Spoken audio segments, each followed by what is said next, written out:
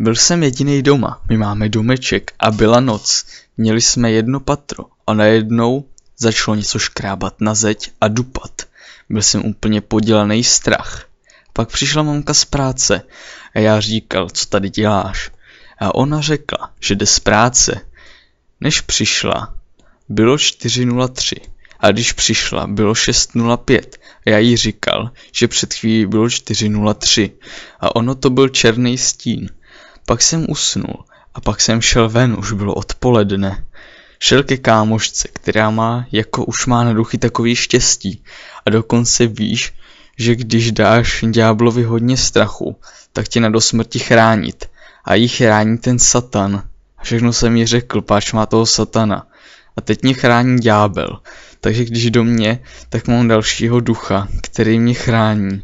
A ten duch se za rok promění za poloďábla a za 2 roky na ďábla. Už jich mám 5 nebo 9 ďáblů a 6 nebo 3 poloďábly.